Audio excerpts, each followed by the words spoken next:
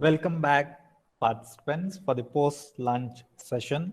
Happy to see you all in the third session on fashion accessories by Dr. Rashmi Munshi. We'll just wait for a few seconds as the participants are still joining, and we'll start in a minute.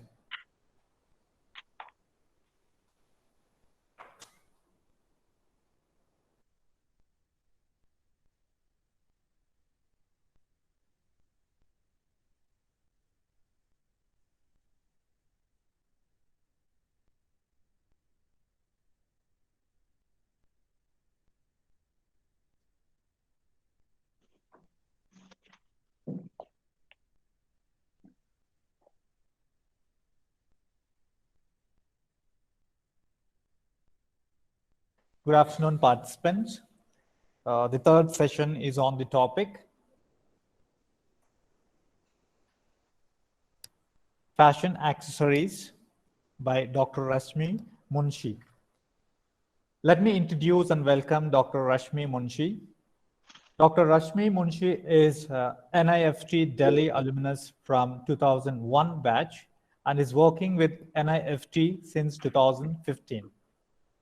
Madam completed her doctorate on the title Development of Lead Attachment to Aid the Artisans in Product Diversifications at Turnwood Lake Ware cluster of Channapatna. Dr. R. Rashmi Munshi is a design thinker and a mentor. She specializes in core concepts like consumers research, strategy, and trends for about 20 years. She has industry experience in fashion accessories after a PG from NIFT Delhi. She also holds a master's degree in English literature. Her doctorate was in the field of handicraft. Her specializations are in design process, design thinking, strategic design management, brand communication and promotion, fashion and trends analysis of consumer and craft innovation. Our focus lies on industry partnerships and live projects. Madam has also successfully completed projects on fashion accessories made for Central Silk boards and building trends stories for Flipkart titled Trends Talk. Dear Madam, I welcome you to this virtual FDP and I request you to start the session. Over to you, Madam.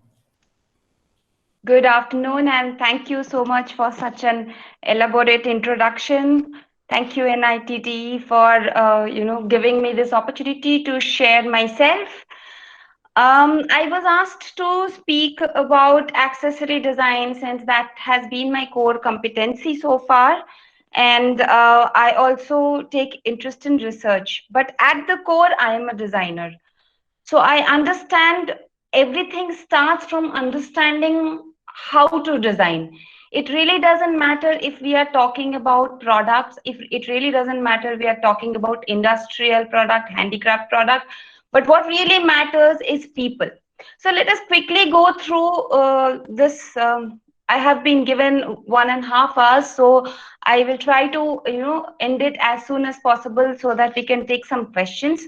And my topic for the day would be accessory design and creative approaches.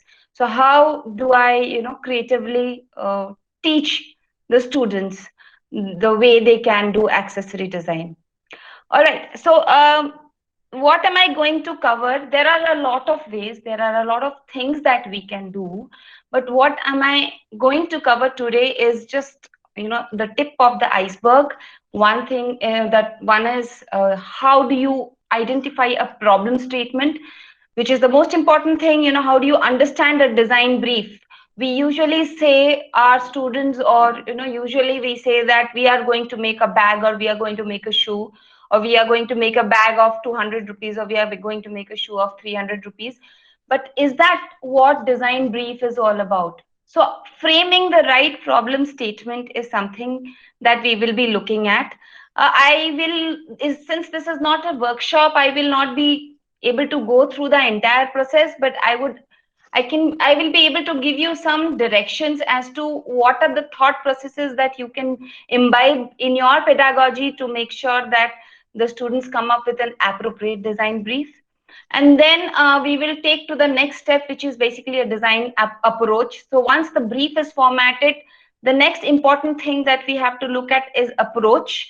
So in that approach, we will, in a very short thing, we will cover material, consumer, and storytelling, so that you get an understanding of how you can, take on other approaches as well. So there are many approaches that are possible, but we will be just talking about these three approaches, like ergonomy, culture, technology, techniques, biomimicry, etc. Lots of them are possible, but we will just look into that, and that too it will be in a quite nutshell, since we are on crunch of time. And then we will look at an application story. The application story is not on bags and shoes, but yes, it is on products and interiors, which I had done for my PhD. And I would try to explain you that how did I format my design brief and how did I go through talking about my story. So let us start with our journey. So let us start with something very basic. Let's understand something very basic.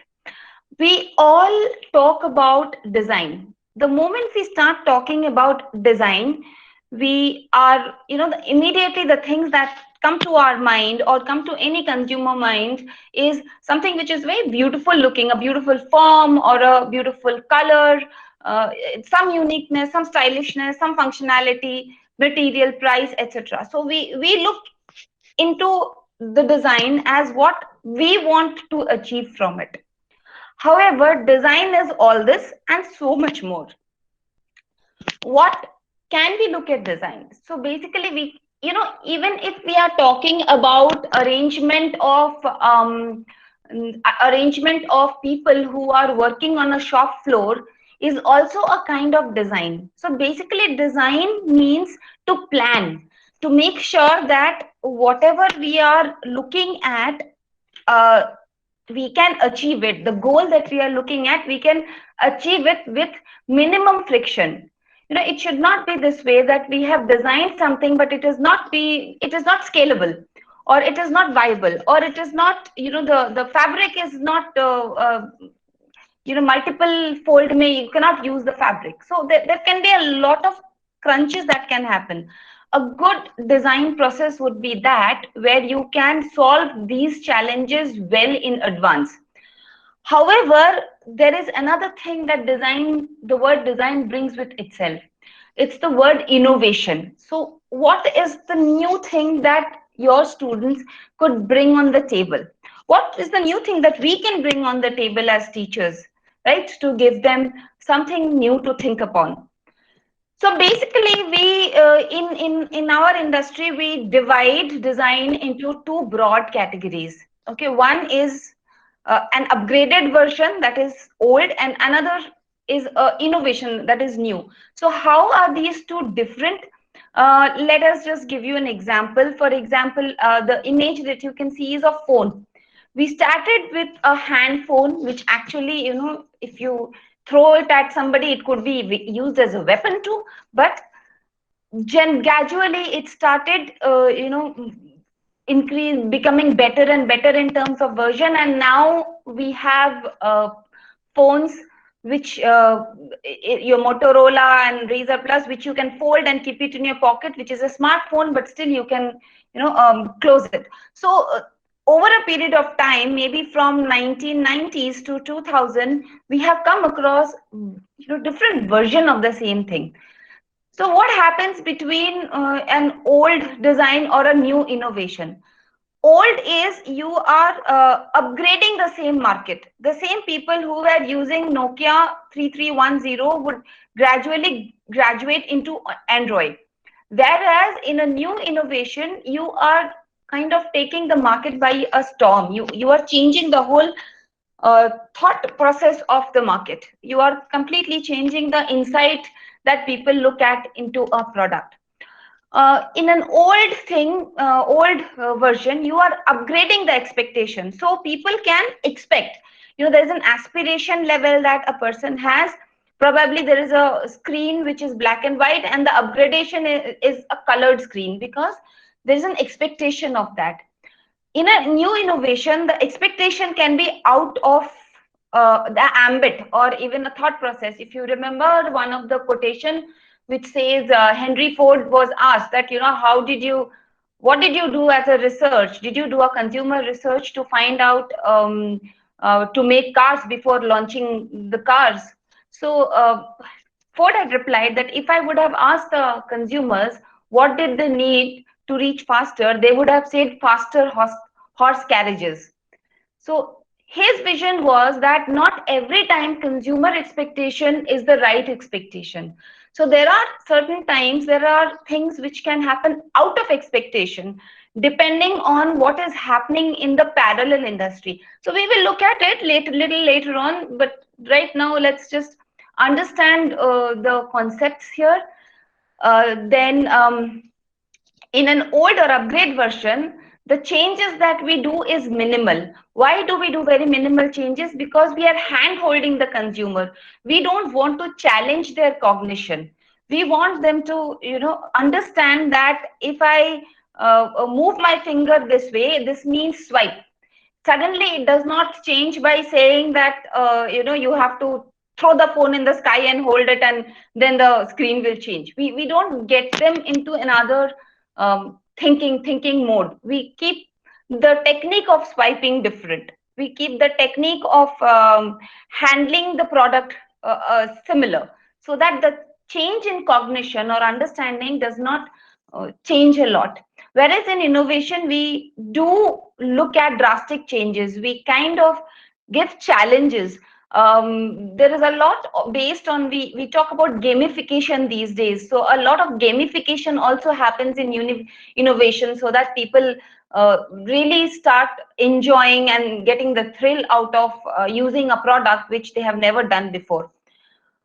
In old and upgraded version, which we look at designs which are focus on expected experience or self-learning process. You can allow the consumer to do a self-learning process. They can gradually sit with it, spend time with it, and learn. But with new innovation, we look at some new experiences. We are talking about something completely new, and maybe also they would need support for learning the same thing. So the focus is something completely new. I mean, the experience is something completely new, where they would be looking at either a challenge or a new learning. So that is about new innovation. And usually an old version is inclusive of in nature. When I say inclusive, I mean it kind of includes more number of people. The persona or the client that we talk about is not a very niche category. It is more of, because the design has been running for a long time, and it has graduated into different levels in terms of price, look, feel, touch, experiences, everything. So it is more inclusive. People are able to, for example, if it is a watch that we are looking at, that we are wearing, then we can have watches for children, watches for women, watches for the blind, etc., because it is more inclusive of nature, and it has been explored a lot. Whereas in new innovation, it's very disruptive. Now, what do I say when I say disruptive? Disruptive is where the entire thinking kind of changes. Let me give you an example of a disruptive innovation. Now, when I say innovation, it again does not mean that it has to always be a design. It can be a service innovation also, right? It depends on how you are looking at, the same bag, but used in the different context of service. So for example, radio. All the thing that we knew about radio is it was there under a banyan tree, where many people used to sit down and hear the news or hear the cricket, or it was in a barber shop where songs were playing, or a panwadi shop. Now, when the whole concept of traffic, long drive, etc. came out, and actually radio died after television came in, and people were not interested because televisions were now played in the chowpatis and in the barber shop or in a get together place. So now what happened, even tape recorders started going down when your iPods vagera came into the picture. Now, what happened is the service that they changed completely was disruptive in nature. They started getting radio in context to driving. When you're driving for long distance, when you're stuck in the jam, to tell you that there is a jam well in advance. So now you actually switch on the radio just to make sure that the distance you travel and the directions you take are more helpful. So the disruptive innovations can come from a very new concept or thought or method of thinking. For example, if you look at PPEs, now we are going through COVID, kids. If you look at PPEs, maybe in the coming future, when things will start normalizing more, PPE will become one of the stylish statements, and it is as good as a very stylish raincoat that we would be putting on. And that would be a complete disruptive innovation, which will change the way one thinks or looks. So, what is the question that we usually look at an old thing? We in a primary question is, okay, this is in an old upgrade version is okay, this is already available. So, what would we make next? Where is the next version taking us? What are the requirements of the people, and where is the next version taking us? Whereas in design intervention, we actually look at the job that needs to be done, like what is the experience that we need to be given. So I will show you one I will stop sharing the screen and I'll show you one video which is by Microsoft. Many of you would have seen it, but as an example of disruptive innovation, where you would be able to see that from maybe now we are behind screens and you are just listening to me and looking at my slides.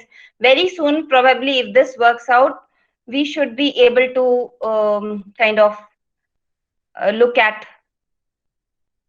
okay each other more closely. Okay, let me just start this. Give me 2 minutes. Actually, we tried to do it, but the sound is only coming and the picture is not coming, so we thought that we will be changing it.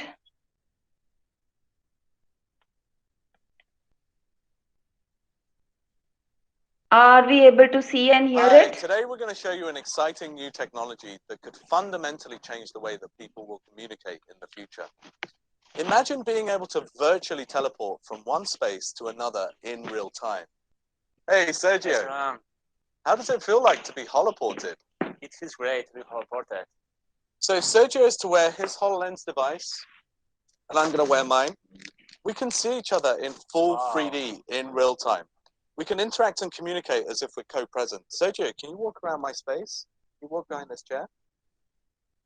So we're doing everything to give the impression that Sergio and I are present in the same space. Sergio, let's just do a high five. That's Bye-bye. great. Thank you, Sergio. We call this technology holoportation.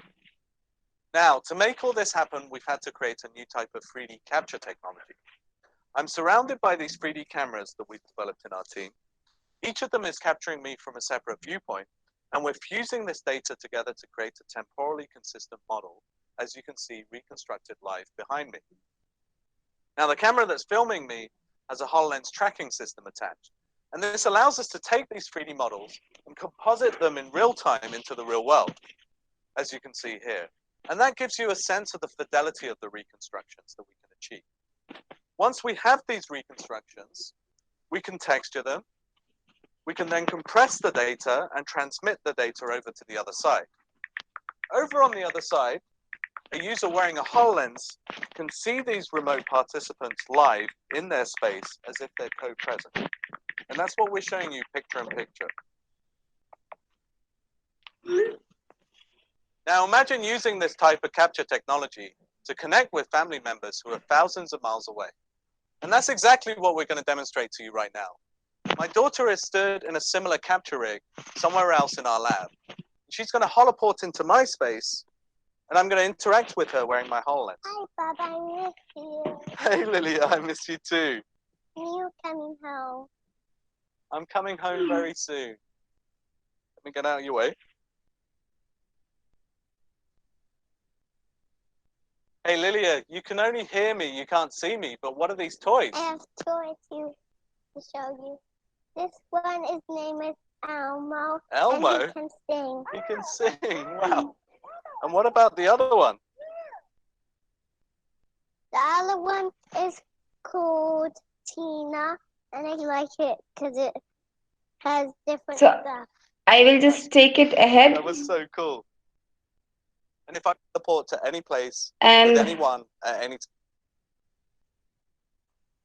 And I thought this is what I wanted to show you about disruptive innovation. So back to our presentation.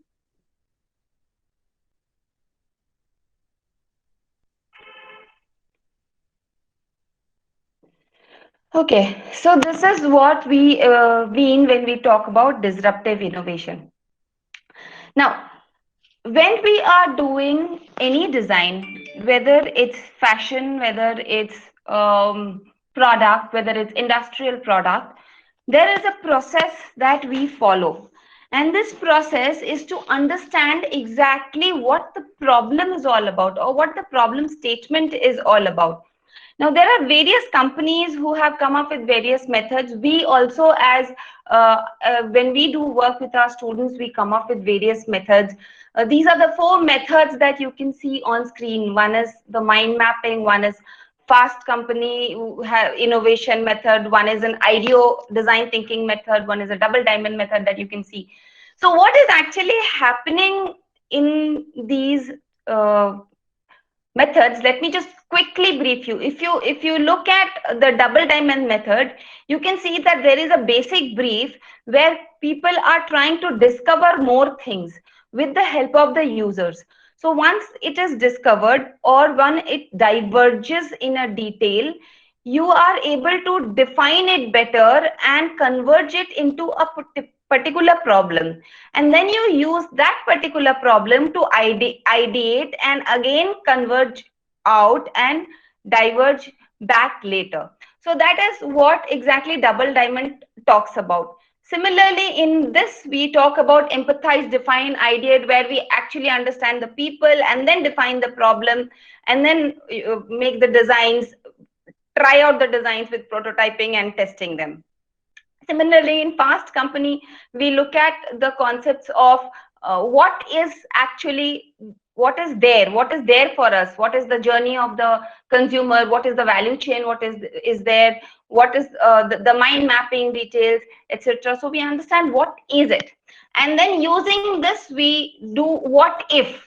Like, okay, this is an absent thinking method that they use. Is this is what is there, and what would happen if this would be there. Then using that, they do a brainstorming and visualization, and out of all the visualization detailing put together, they check out what wows, and using what wows means what impresses, and using what impresses, they finally go to what works well with them. So that is another design thinking method. So by and large, you can note one thing, that it is very important for one person to understand what is the problem statement like. How does a problem statement look like? The problem statement looks like what people want from us. Sometimes people don't know what they want from us, but we as designers should be able to define it more clearly, that what can be their aspirations. Now, how do these aspirations or how do these concepts happen? This actually happens because of each of our consumers, including us, because we are also consumers of something. what happens is it is basically the cognitive understanding of every individual that goes into it. So for example, it starts with behaviorism. Behavioralism is a stimulus response. A fire is hot, ice is cold, this person is trying to hit me, so run. So anything that is more physiological based, hormone based is the behaviorism, which becomes a part of us. And then as we grow, we have a lot of cognitive understanding, that is flow of knowledge, that is knowledge that we understand through our sensory concepts, see, feel, touch, what we understand. Now these cognitive understanding that we take up create certain patterns in our mind, which we know as the mental models. What we search for, what we look around us, is the mental model matching. So the experiences that we enjoy in our life, or a consumer enjoys in their life, is that what matches their mental models and their understanding, something that they can understand and relate to. And this is further honed and styled by the social and contextual learning that we learn from others. So now when I see this, when I show this to you, what I want every one of us to understand, that the most important thing is to understand the consumer and where he or she comes from, where he belongs to, what is his mental models.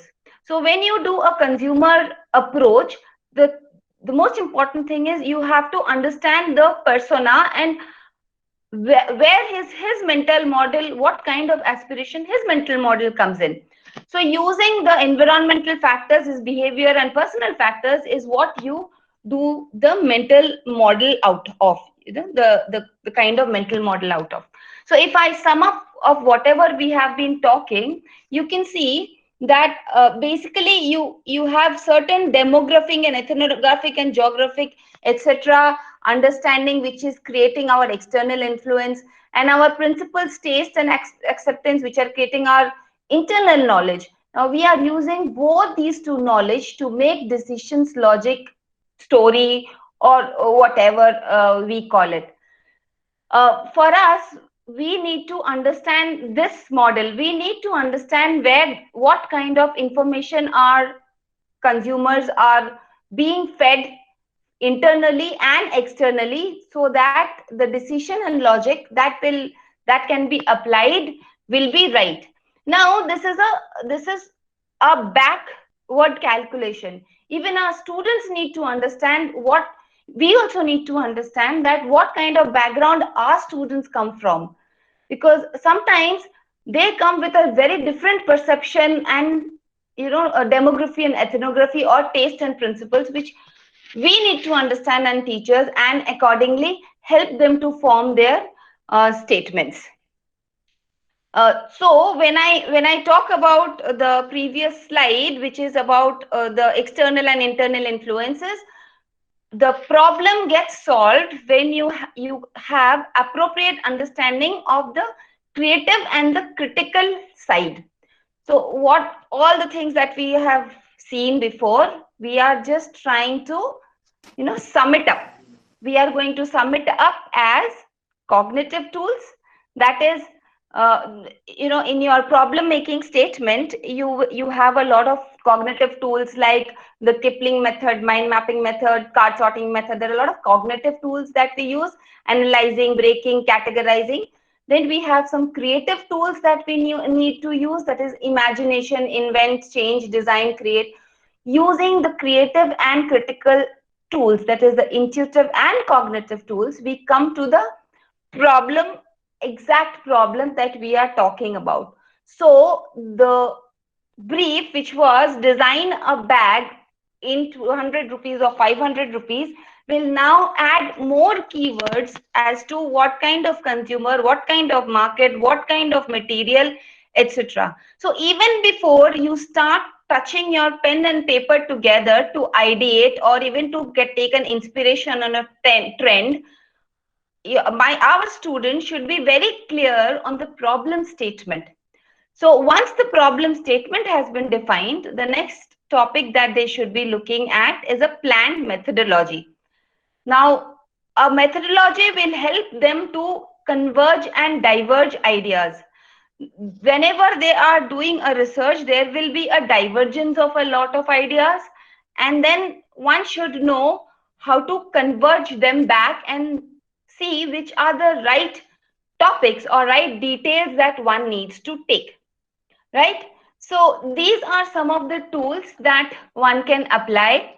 That is Camper. I am not sure if all of us know these details, and these are actually a full-time workshop on each of them, but these are few of them. For example, Camper can be used as a cognitive tool as well as an intuitive.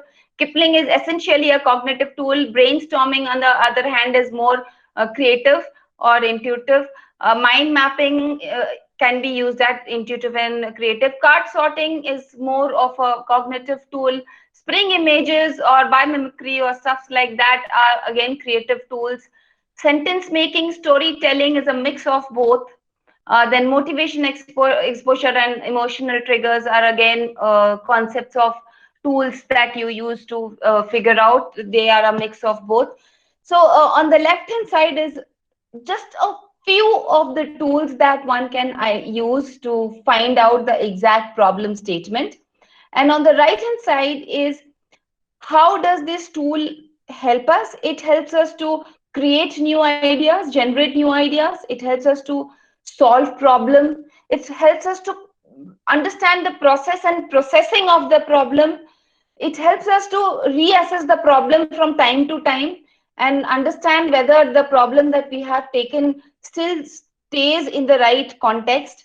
It develops fresh thinking, and of course, converging and diverging in the right direction is what happens. So this is what let us sum up that entire thing. Summed up is, this is what helps you in building a problem statement.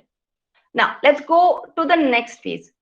Once the problem statement has been done, we exactly know what are the keywords in our problem. Now the keywords in our problem cannot be just bags. It cannot be just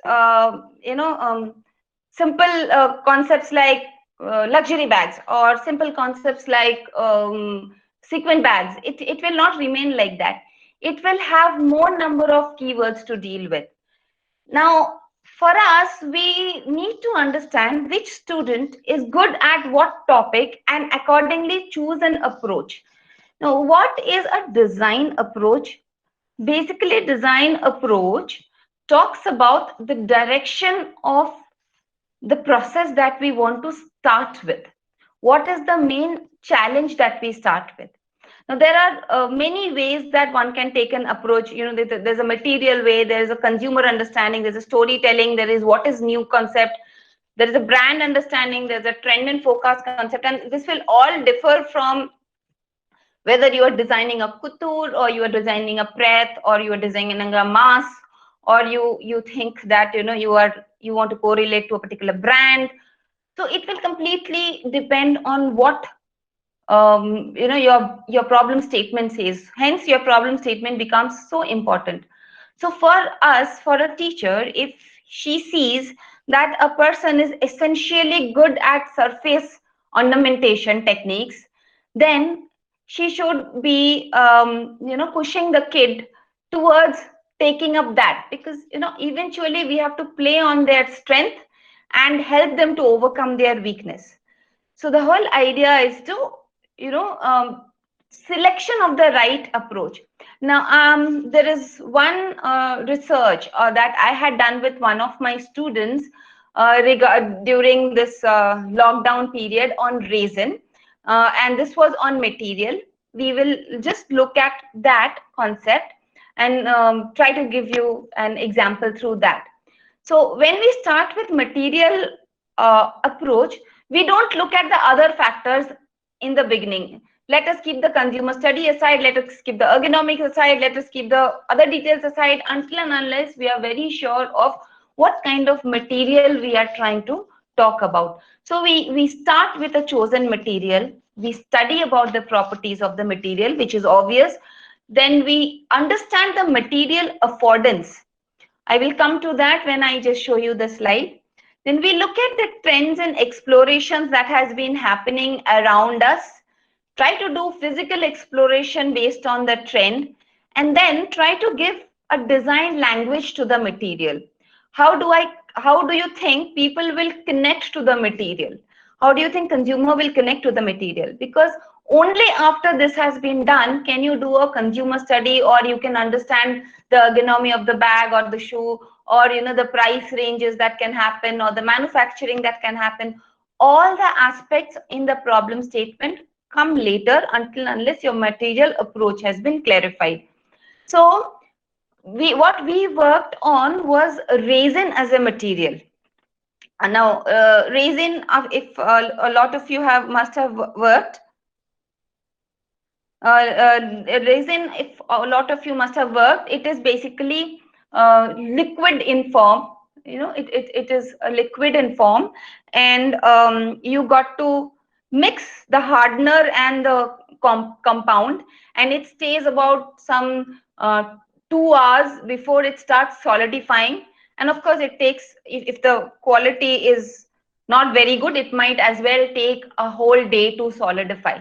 So that's how resin is available in the market. If you just Google or put into Amazon, you will find epoxy resin. Now there are some challenges of resin also, which we will be talking about.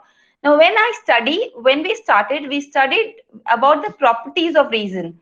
We started understanding what is the physical behavior of resin, what is the chemical behavior of resin. Okay, what is the time, price, and scalability? Can I do multiple pieces? If I have to do multiple pieces of the same thing, then what would I need to do? Would I have to do multiple molds? If I do multiple molds, how much time it would take, etc. So resin is usually molded because it's a free-flowing liquid kind of a thing. Then looking at all these things, we also look at various manipulation technique that has been done, and we also look at what are the other material that can be crossed. For example, when we were using resin and we put amount of thermocol in it, it melted in it, right? So some material may not gel with that material, so that also needs to be studied and understood. So based on that, we did an understanding of, based on the previous study, all the material study, we started looking at what is it that we can, play around with. If we have to play around with the material, what is it that we can play around with? So we looked at affordance. So what is a material affordance? As the name suggests, what can the material afford to do? What can your material afford to do, right? Some things are already there. Something is what you need to develop, and the kid needs to develop by putting his or her hands on it. So the resin can be soft cured. When I say soft cured, it means after a point of time, when it is semi-solid, you can give it a shape. You can probably you can pour resin on a polythene or something, and then when it is semi-solid, then if you put it on a bowl or something, it will take the shape of that bowl. That is what soft curing is. You can give it a shape when it is in a semi-solid state. You can inlay things into that. You can inlay while it is soft. You can inlay after it is hard. When it becomes brittle, you can actually etch it out, and then you can inlay something into it. You can do molding. Of course, you can do molding. It has got viscosity, so you can play around with the viscosity. Because it's a viscous liquid, you can also look at the fact that resin can be made into drops and droplets. So it might stop at a certain point. It will not be a free flowing liquid like water. So you can use that viscosity. It works with foil and metal very properly. With metals, it does not react. So foil inlay. You can use corrugated sheets because it takes imprints very easily. You can do layering with resin. A lot of layering is done with resin by allowing it to harden the base layer and then put something on the next layer and harden it again, and then again put something on the next layer and harden it again. So something like that. Cork effect is also, you can create bubble or hole-like structures into it. You can make hole-like structures into it. You can bubble wrap the texture. You can put lights inside and it will not melt away. You can actually use the light inside and it will remain. Splash effect, mosaic effects are all the effects of resin that can be done. So these are a few of the things. A lot more can be done. So this was done by one of my students, Ms. Chandre Majumdar of Knitwear Design at NIFT. So when she looked at the, because she is a material person, when she looked at that these things can be done, she started looking at the fact that is there a space for resin in the fashion accessory segment.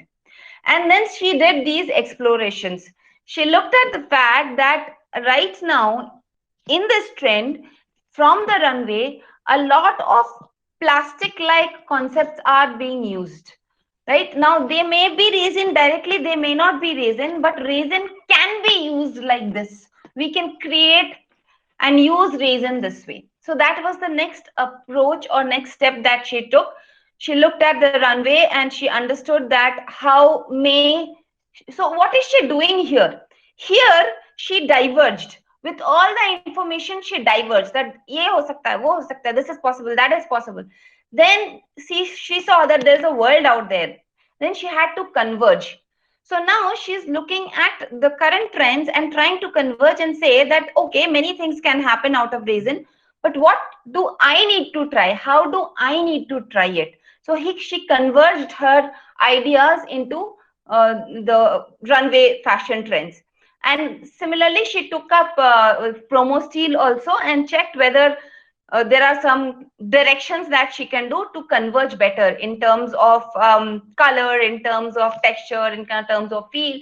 She started to figure out that what she can use to kind of focus on and converge down the research and ideas that she had already done.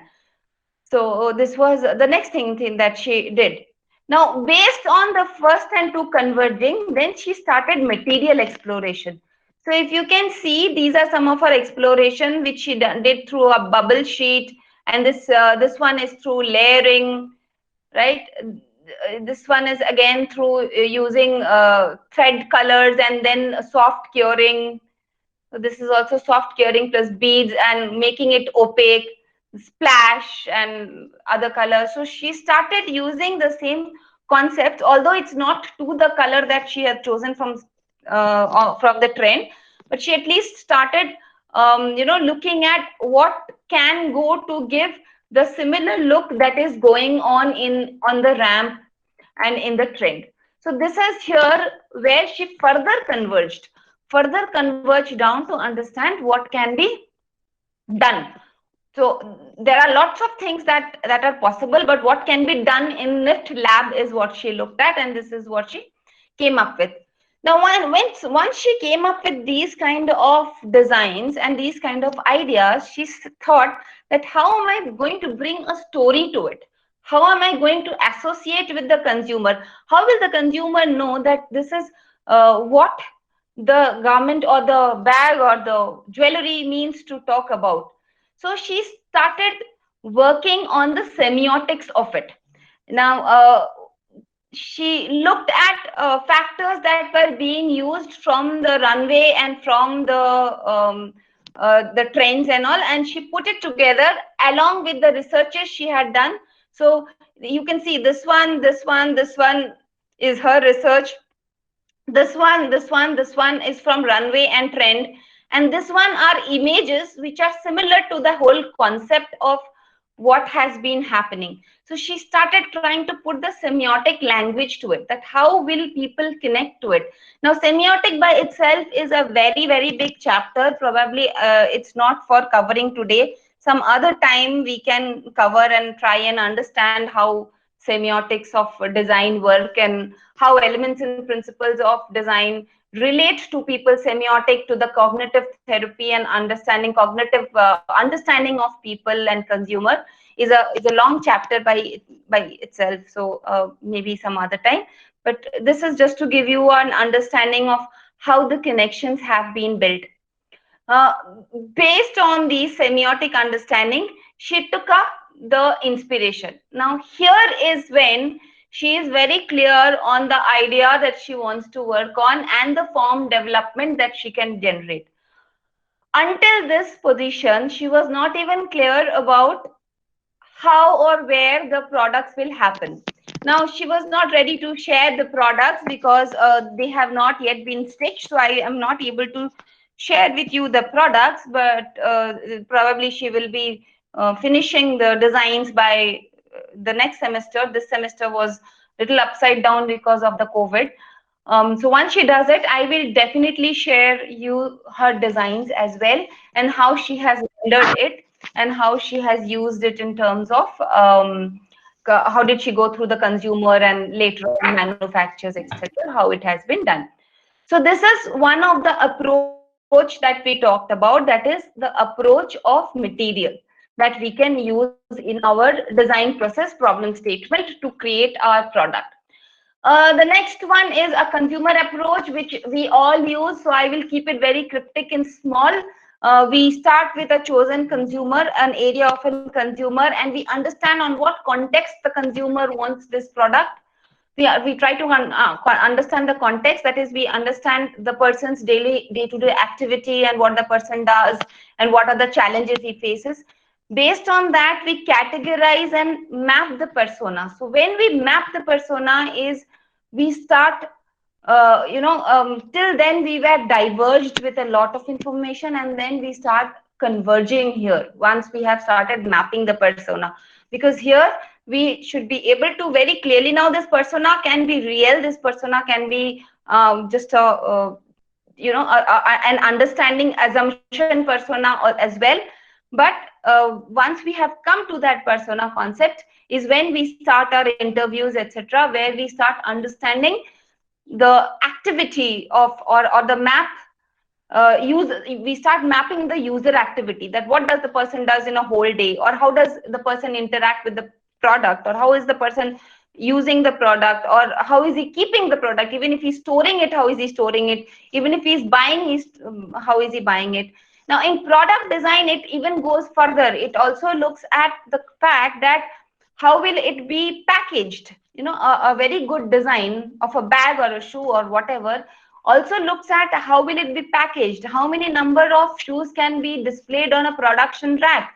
So that also helps the overall business chain. When we design, we are not only designing for one individual, we are designing for the entire value chain. A good designer would look at the entire value chain and create a win-win concept throughout. That's when a product comes around. If you remember, we had this idea circles of viability, scalability, feasibility is what we will have to always remember while we are designing. Now, once we have done the user activity and we understand what the user interaction is all about, we go into ergonomics and behavioral pattern, right? So what will the person do with that particular product? If it is a drinking water bottle, how will he hold the bottle? Will he be playing with it? Will he be flipping the cap? Will he be opening the cap and closing it? If the bottle is empty, will he be playing with it in his hand? Will he be dumping it with his left hand or in the right hand? Will he be actually dumping it, or will he be putting it back in his bag? So every little ergonomics and behavior needs to be understood of the person, followed which we create the interview schedule, or it can be through an observation technique, or it can be through a basic questionnaire technique, open-ended or close-ended surveys, etc. Based on that, we do a market survey, and when that is clear, we get the data, our problem statement is more clearer, is when we decide whether the material should happen, or what designer semiotic should come upon, what price levels should, okay, sometimes consumer also give the price levels clearly. So after that only we come across with what we will be doing. Now, the biggest challenge of a consumer design, consumer approach focused design is what we look at usually. So there's a difference between customer and consumer. Customer is the one who is buying the product from you, whereas consumer is the direct consumer of the product. For example, if it is a chocolate that you are buying for your niece, then you are the consumer. So you might think that the chocolate is very tasty or very healthy, but your niece may not think that. So the challenge of a consumer approach is to know whom to ask the question. Sometimes consumers are very happy to have the product, but customers are not very happy to give the product. So there is a challenge, is that is what portrayed through this slide, that the parents are very happy to give the kid the toy, but the kid cannot actually see the toy in its full strength, right? So this is about consumer. This comes to my little last little part of the story, that is storytelling. Now, I have skipped a lot of other things. We don't have that much time, so I will try to end it in another 15 minutes or 10-15 minutes to go, so that we can take up some question answers if that is required. You have many other design approaches. Many people work in focus of ergonomics. For example, if you look at IKEA, their focus is more about assembling and disassembling and assembling the whole product. So one needs to understand that fashion is only not about beautification. There's a lot more to it. Right now, a sustainable concept of fashion is going on, where old clothes are being recycled. So there's a lot more that fashion can add value. And since people are much more aware through social media these days, one needs to understand now that fashion needs to connect. Earlier, there was these fashion theory of trickle up and trickle down, and we were very, at least in India, because things used to reach later, we were very excited about it. We were very excited about following a fashion. Right now, we are not excited much about following fashion, because we get to know it as soon as it happens. If I say that there were songs where ABBA and Boneyam, which came to us in the 80s, 70s, 80s, when it was almost over, pop, this Korean pop, along with the rest of the world. So the whole concept of fashion and trend has changed, and it's very fast moving. So what H&M says or what Zara says as fast fashion, for us, even because of the price and all that, for us, even that is something we buy when we get a seasons off.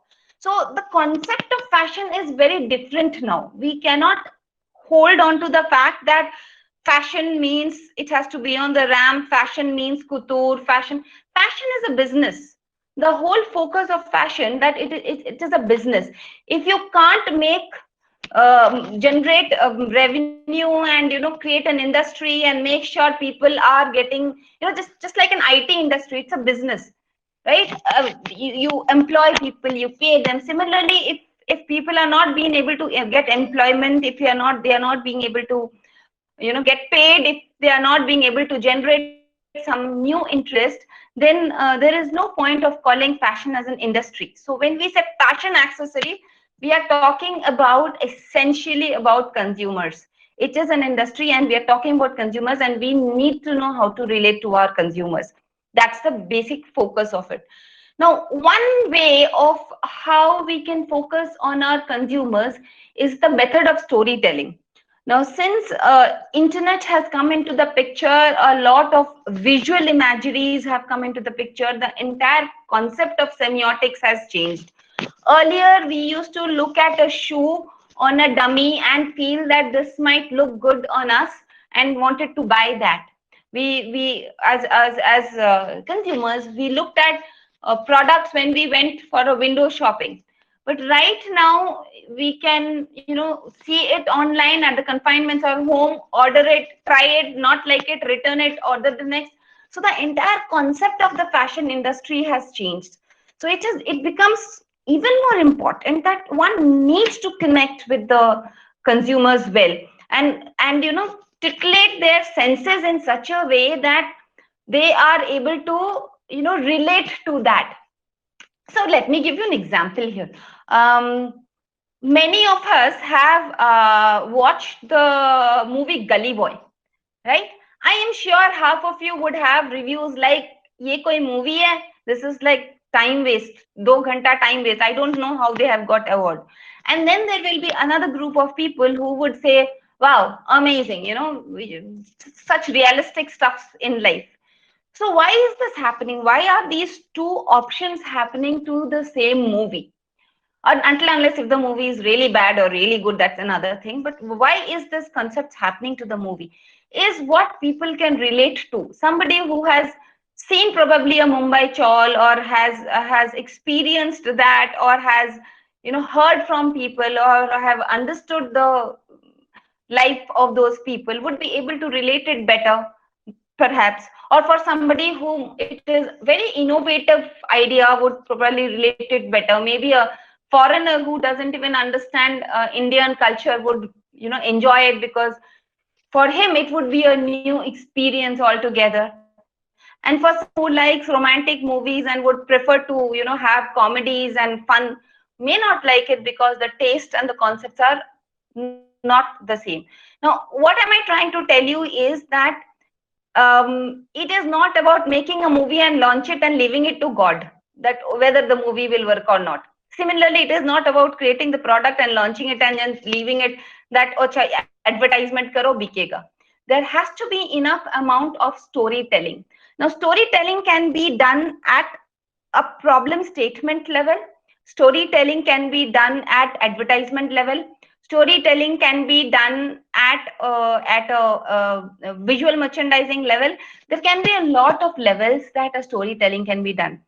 Since it's a webinar and not a workshop, it becomes very difficult for me to tell you orally, because it's more about an experience where you experience the concept of storytelling. But I will try and get you some visual imageries where you can understand how a story is told, how a story is understood. Now, this is a format that I have taken from interaction design, where it is said that there are 7 elements of good storytelling. So in a good storytelling, there has to be a plot and a character. So what is the plot? What is the character? Character are your users. And what is the plot? What are these characters doing with each other? What are these users doing with each other? Right? How are these users interesting? Now, when I say users, let's take stakeholder. Let us take a small example of a person walking into a shoe store, right? Think of the two characters, one who is putting the shoe on the person's feet, and another person who is, trying out the shoes. And these are the two characters. And how do they interact? Is a plot that can also, this is just one of the examples. What are the way they are interacting can be the plot to it, right? So the shoe can be designed in such a way that there is a certain amount of interaction between the wearer and the one who is making him wear, right? So that there is a lot more language that is formed, and both of them connect to each other. So the person who is showing is also excited, and the person who is seeing it also excited, and hence a purchase definitely happens, because there is a relationship that has been built, right? So that is what the theme is, your presence, which is relatable yet different. So the theme is about every time that you come up with this plot and the character, the relationship will be the same. It can be a brother-sister relationship, it can be a client and lawyer relationship, it can be, the story can be same, but every time the treatment of the story has to start becoming different, right? If one time the person who is putting the shoe on your feet starts feeling brotherly for you, the other time he should start feeling he knows more than you. So the story can be different, every time the story can be different, but there has to be some amount of connection in different formats where people are able to connect to each other, whether users are able to connect to each other, the user are able to connect to the product. So the product becomes the semiotic language, and here there's a one character, here is another character, and both the characters are around that product who are connecting. So what are the four things that talk about the theme? One is the connect, the dialogue. What will be the discussion that will happen between two people, where the dialogues will happen. What kind of decor or aesthetics the product should have so that the dialogue can happen. Will there be a pattern in their thinking, cognitive thinking process, or will there be an USP that people are looking at that will generate this plot and this theme to be strong enough to connect and build a story. Now, I will show you some examples that I have put together. So what we discussed there is it's a summary of that. So basically, when we create story, we are actually, I hope I am not going too fast. So basically, when we are creating a story, we are handling people's emotion. Now, what do you mean by handling people emotion? When we talk about emotions, we are not talking about if somebody is crying or sad or whatever. We are talking about the person's thinking capacity, cognitive capacity, understanding capacity. So I personally remember that I had taken one of my villager. I am personally from a small town, small village. So one of my relatives from a village had come with me to one of the malls, and when the guy started putting shoe on his feet, she jumped up and she was about to touch his feet, saying, no, we don't allow this. So now, why do I say this story? I say the story is because there is an amount of cognitive background that she comes from, and she has her own concept. So of course the shoe store was not built for her or meant for her, but overall she is also a consumer. So if I want to build a store revolving around such consumer, I will have to think of a different story. So the emotion can be many folds. It's basically the cognitive understanding of each individual persona that we are talking about. And in this emotions, we need to see two things. One is called symbols or the semiotics that the person understands, and one is called the trigger. If you have read about nudge theory, many of you must have read about nudge theory. Uh, there are certain triggers that nudge you. For example, another story that I can tell you is when Big Bazaar was made. Mr. Bayani had made Big Bazaar. It was the first kind of bazaar which was low priced but placed inside a nice AC hall. So he saw that people were coming in.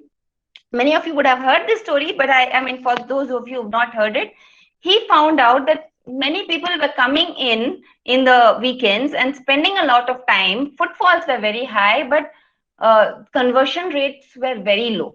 So he was wondering that what is it that is making people not buy it.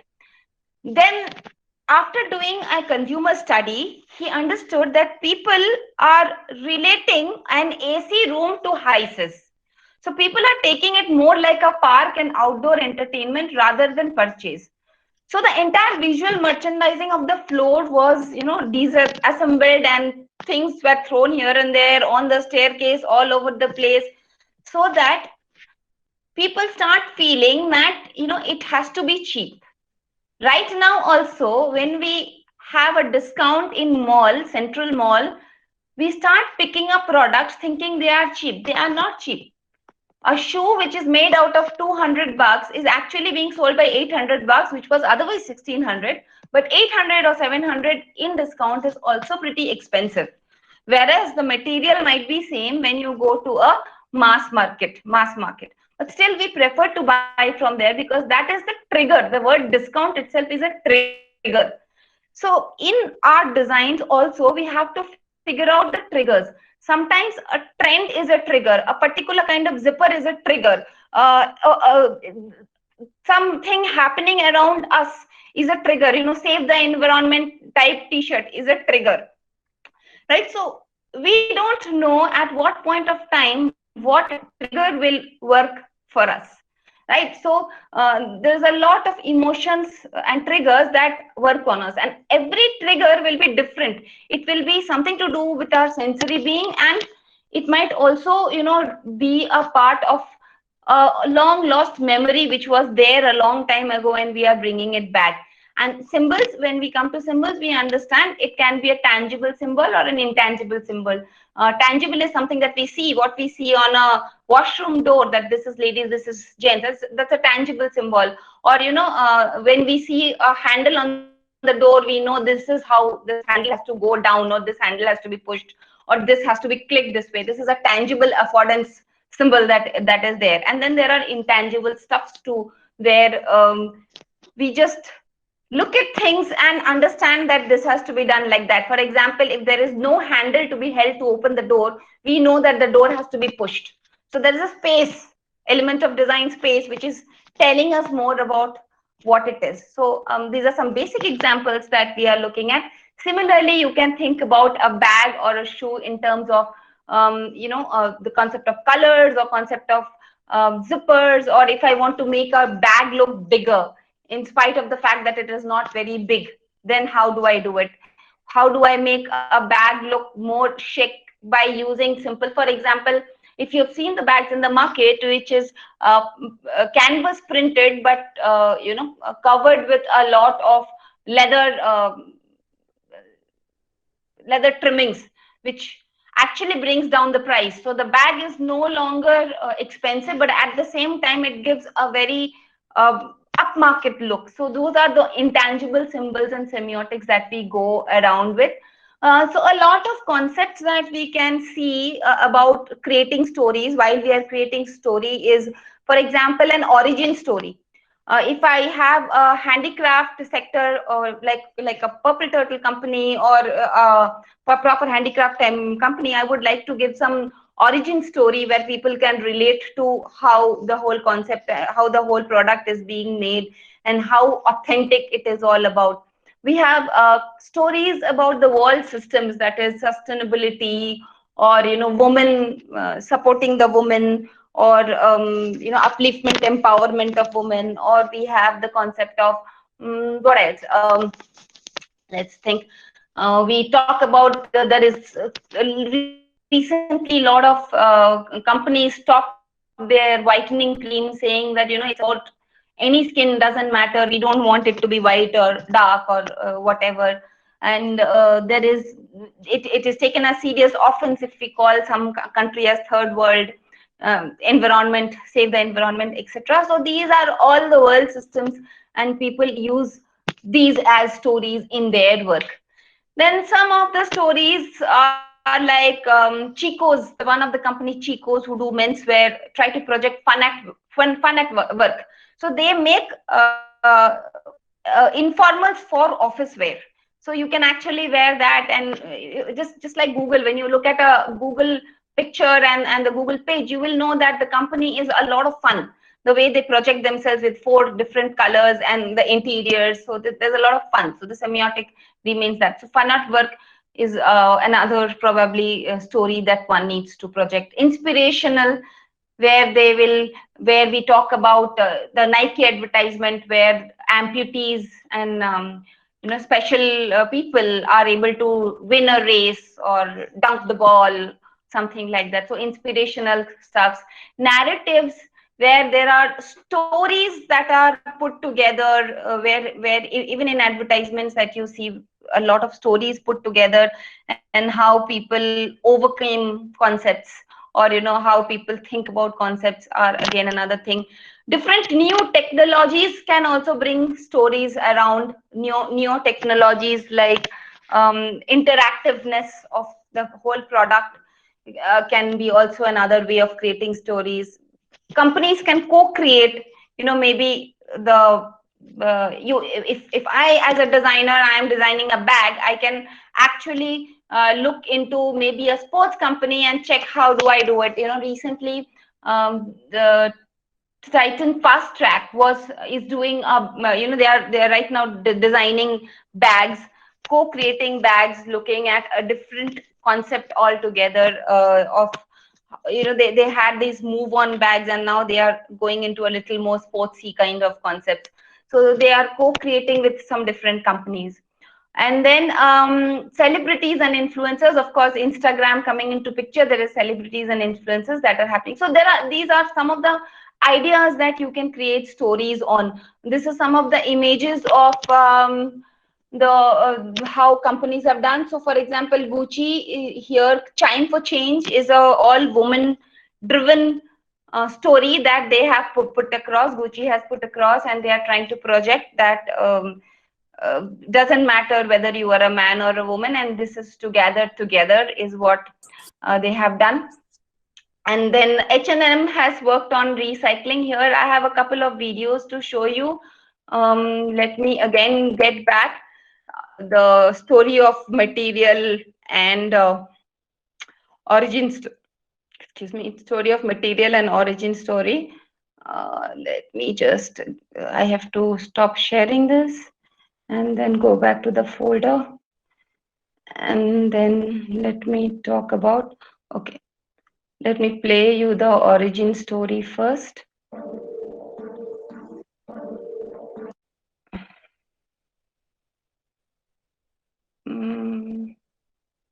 Back here,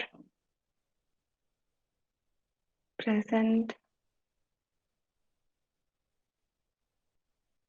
share. I hope all of us are being able to hear it. Yes, ma'am.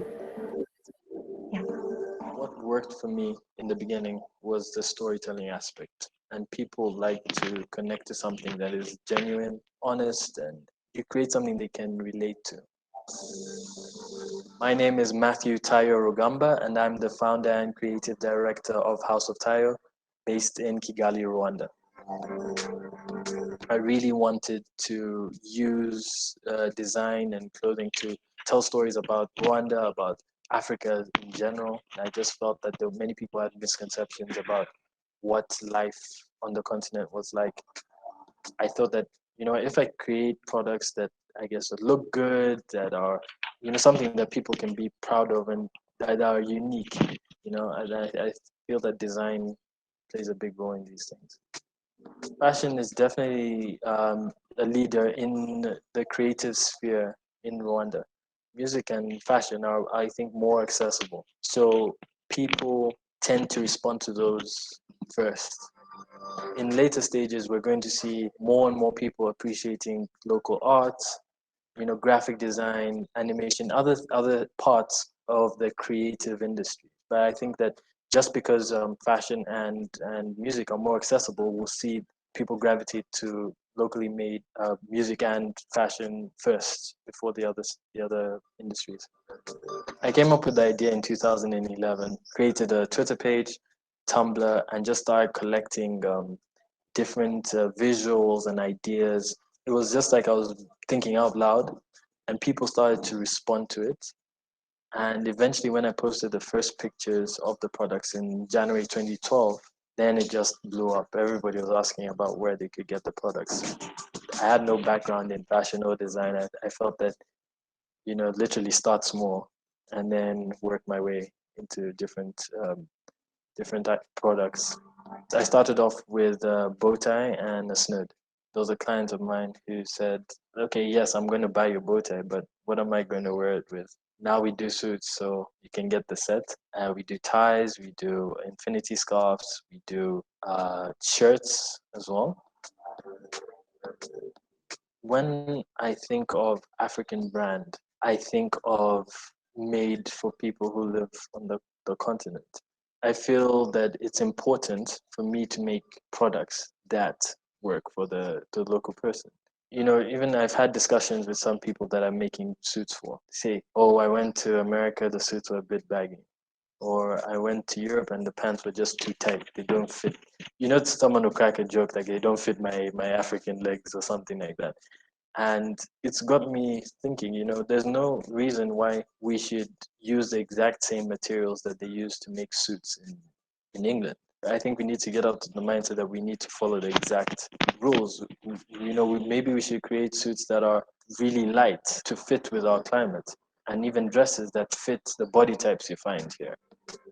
It's important to, I think, really establish the value in having products from here. You know, why do we hold Italian leather goods in such high esteem? They find something and they do it really well. And so we need to also create that value for our products, not just in Rwanda, but across the continent. My real passion is storytelling. I just love the way that I'm able to do that with clothing right now, but I feel that there's so much more potential that's out there that we can do short films, we can do books, art exhibitions that just change the way that people view Rwanda, the continent, and I think that that's what I'm working towards. I cast my net wide, I guess, and just keep learning and seeing how things work in different places and just keep adapting.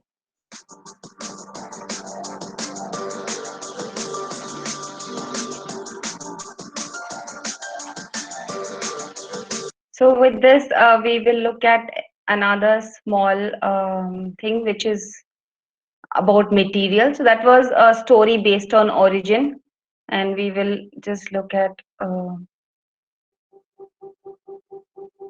1 second. I have to share this with you.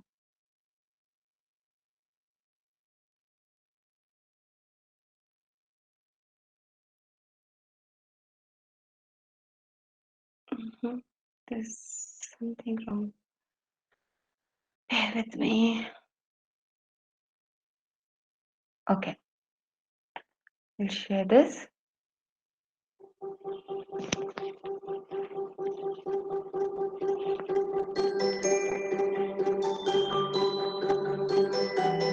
Just note, plant-based cellulose, colored organic, the way they are putting the story across, have a look at that.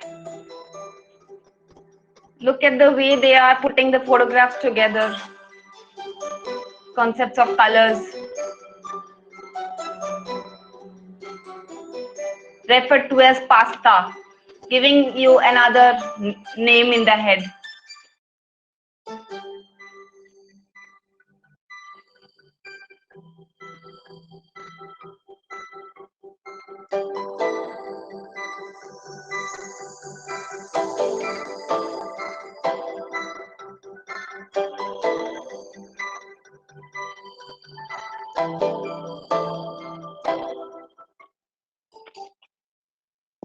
And it ends with a finito.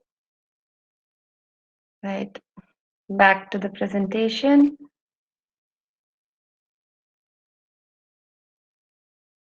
So, you know, you from those two concepts, you could see how certain words were being used, certain concepts were being used. Since we are into a visual content connection right now, this is the best that I could actually probably, you know, make you experience, because we are in a webinar and we are actually far from each other, that this is how people connect to their consumers in terms of material or origin story, or with the themes, or with what is happening around the world. So this is about a very, you know, storytelling is huge. So this is a very small, you know, understanding of storytelling. However, you know, I thought I should collect some images for you and try to tell you that how the same product can be looked as into very different connect in terms of emotion. Now, this is just a graphic photography concept, style shoot concept that I've taken up. We can take it as well in the beginning of the approach and start understanding what story I want to tell with my product. So the product that I have chosen is the yellow stiletto. Yellow is going to be a very favorite color and is a favorite color right now because of turmeric becoming the wonder drug or wonder medicine for all purpose immunity. So stiletto by Steve Madden, which is pretty much a very, coveted one. Now look at this, the way the entire picture has been put together. This is from the Akira's collection. And if I have to put a story name to it, I will call it Zing. The entire feel of it is very fun and flirty. You can see the colors, the tang, you can see the combinations, you can see the kind of textures, the very various kind of texture. There's a texture here, there's a texture here, there is a transparent texture here, but there is an amount of transparency, there is a amount of fluid feeling to the place. At the same time, there is very brightness and fluorescence to the place, which brings about the fun and flirty feeling. Now this is, of course, after everything is done, the photo shoot has been done, we can plan it well advanced in the level of approach when we are planning the design. The second one is Gray Likes Wedding from the website Gray Likes Wedding, and this is how it has been photographed. You can see it's the entire emotion is very bridal and floral, but at the same time the emotion that is construed out of it is very delicate and feminine.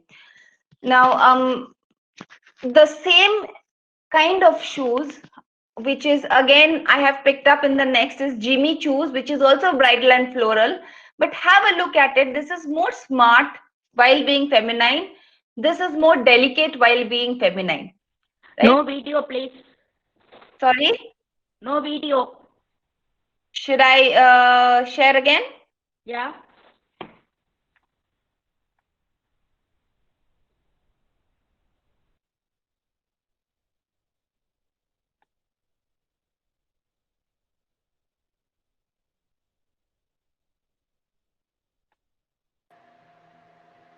Is it visible now? Yeah. Okay.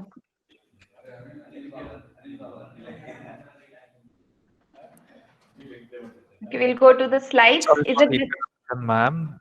The PPT Yes? was visible actually. Maybe the participants might have pinned some other participants. So it's continuing, ma'am. You can carry on. Okay, okay. So have we seen this? We finished Akira's collection. We discussed this. And then we were talking about the Gray Likes Wedding, where there is bridal and floral, and Jimmy Choo, which is also bridal and floral. But if you can look at the difference, the semiotic difference here being delicate and feminine because of the ruffles, because of the layers, because of the material, because of the background, the way it is being, even at the font that has been used, the small little font that has been used, the color concepts and all remaining same. The entire look is very delicate and feminine, whereas on the other side, Jimmy Choo is also with a lot of flowers, but it is more smarter in approach, the way it has been put across. It's smart and feminine, including the shape of the shoe. You can see this. The toe is rounded. That's what I'm trying to tell you, that the product, when I want to make it look delicate and feminine, the toe becomes rounded. There is a sling at the back of the product. There is a very nice curve at the shoe upper that you can see. But here, if you see, then there is a very sharp toe point, and the shoe is almost covered from all the side. It looks more formally that you wouldn't mind wearing to office one of the odd days. So it comes a little more smarter in the context. And then this is again another yellow shoe, yellow stiletto. If you understand, stiletto need not always be pump. Stiletto is the heel type that we are talking about. So it might be a sandal also. So this is a stiletto which is from Alt Shoe Studio. Now the story probably is being self, projecting yourself, and it is more about fun, casual, boldness, a lot of exposure being done, where you want to make a statement that this is me, take it or leave it kind of a concept. So this is about the alt shoe, the same color, the same shoe, the same detail. And then the same concept of yellow shoe comes from shoegasm, which is more appealing. Now if you look at this and if you look at this, you can see both the images are exposing a lot. However, this does not look more sensuous. This looks more assertive. This yellow and this combination looks more assertive. whereas this looks more sensuous and appealing, right? Which is more playful and appealing. So this is the whole concept of building a story. This is a story built through photographs that has been shot by the companies whose names have been Shogasm or All Shoe, etc. So these are the names of the companies that you can see is what we are talking about. So this is what the entire story is all about. Now, I think with that, I just have 10 minutes. So quickly, I will just wind up with you by telling that how did I apply it in my personal life. So first, when I was doing my PhD, I first figured out the problem statement. To figure out the problem statement, the people who have done PhD will realize you have to create a nice model. Sometimes, not always, you have to create a nice model and understand how do you intervene a problem statement. Now, my starting problem statement that I had was to create new designs. Now, creating new design is not scientific. Is you can do anything and call it design. So I had to literally go inside and understand where are the potential area of craft intervention. So based on that, I had created this model. This is a part of my paper that I had published. Is the potential area. So looking at the potential areas, I saw there was material I could intervene, skill I could intervene, and tools and machineries I could intervene into. Based on that, I intervened into the tools and machineries to come up with different design and different stories. So just to cut the whole thing short, these are the products which Chennapatna makes. Now, Chennapatna is a handicraft sector. My PhD, as discussed in the beginning, is in handicraft, and it was in Chennapatna. Chennapatna is basically a handicraft sector which works in turnwood lacquerware. Turnwood lacquerware is there is a lathe machine where the wood is turned and symmetrical pieces are made and lacquer is applied on it. I will just show you a video, 2 minutes video, where you can get how it is made. So basically all their products were based on a single axis. If you can see the movement of my mouse, you can see all the products are based on a single axis, because it's the lathe axis that it happens, based on which the turning is done. So I intervened in the mechanical aspect of it, and I tried to come up with something which is asymmetric, which is not symmetric. So these are my products. You can see these are parts which are symmetric, but most of the body is asymmetric. So this was the intervention, and that is how I diversified product to bring in new concepts of product instead of just changing color or just changing. Usually what we do is we just change the color, we just put a couple of sequences, we just do a little bit of embroidery. What is expected out of a designer is to bring out a new meaning, entirely a new meaning to it. That USP should be that strong. So this is one of the designs, and you can also see there is a story around it. The cats are playing, they are not static. So there is look at the eyes, there is much more effective connection that it would probably make. Then this is the hedgehog, the porcupine that was there. So this is another asymmetric story. This is another asymmetric from the candle stand. So you can see the candle stand that is being made in Chennapatna, and the story that we came across. This was a story that was based on the Zen, where pebble on pebble, if you just Google Zen pebble placements, they just put pebbles on top of that. That's a part of concentration. It was based on that. So this was made. This was another planter. So the planter which was made in a straight manner can be now actually, turned around, and this is actually a hollow where a test tube has been put. So with this, I will just show you the story that I have built around, and that would be the last part of my talk.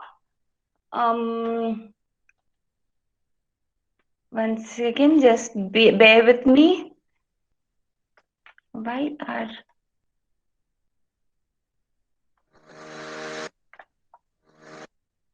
Okay, I have to again share this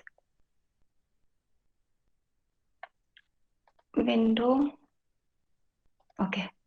So this is the story. It's not a great video because it was for academic purpose, but yeah, still you can understand the story that I'm trying to build. I'm trying to take people from the fact that everyone wants to do easy thing, and I wanted to take up the challenge. So from the origin to what is now is what I have tried to trace. It's a 2-minute video, so here it is. I hope all of you can hear it.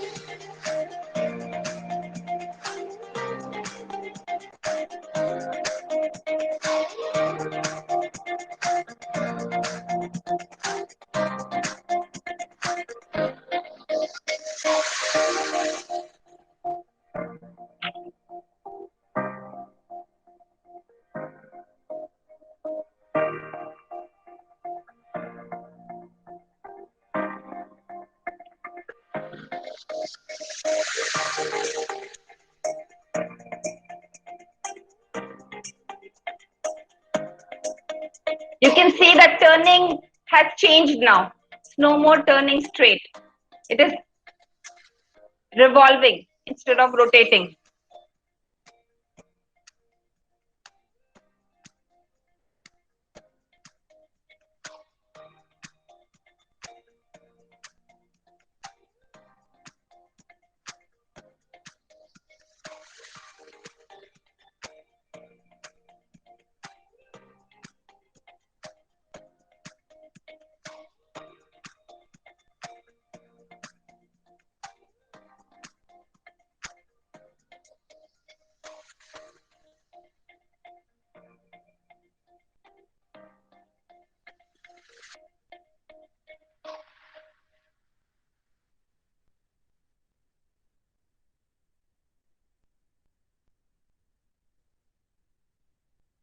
Okay.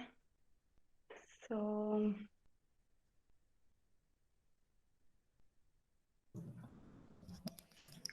Hello, ma'am. Do you like to continue, or is that the end? no, I think this is the end. I just want to get to my last slide.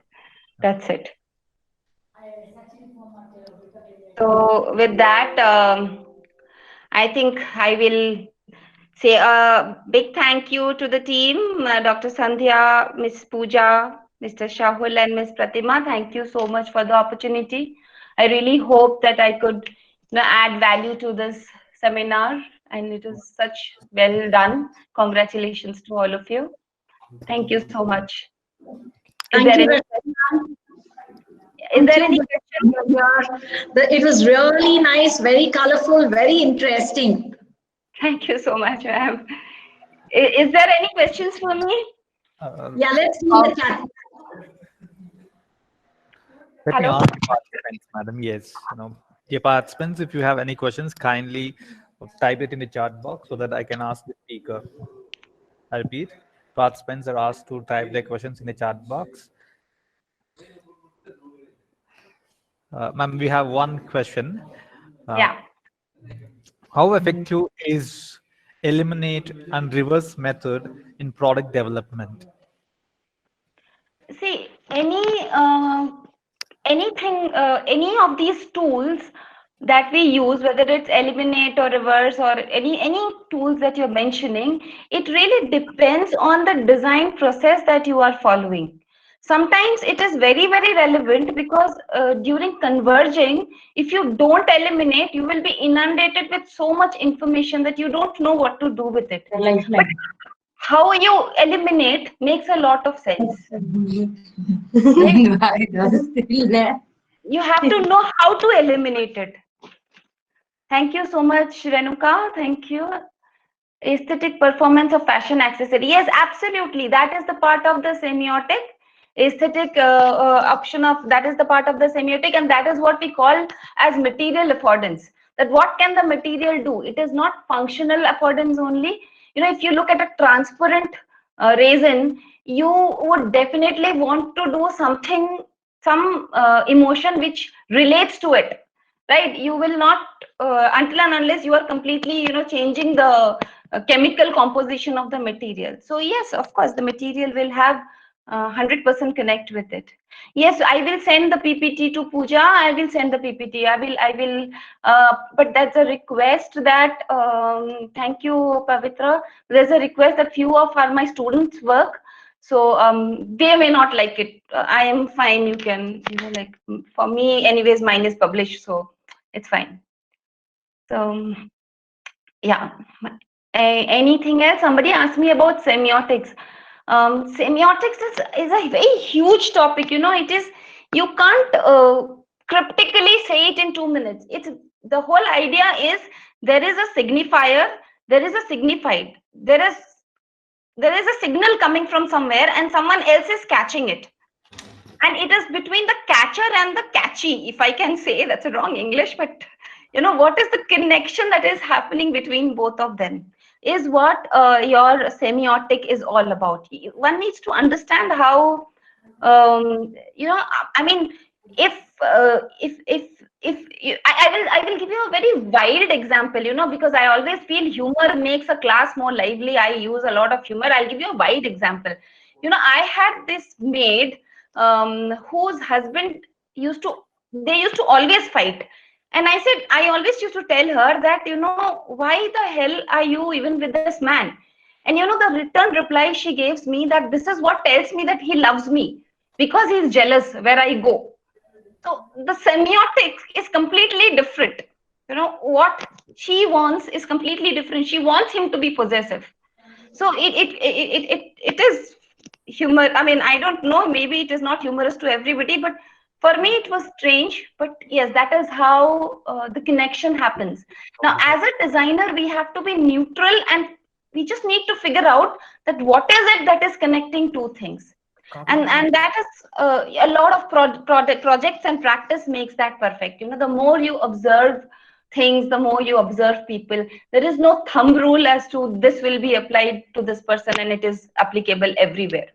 There are some heuristics concepts which are applicable, haptics and heuristics that are there which are applicable to everyone in terms of semiotic, but not all. Yeah.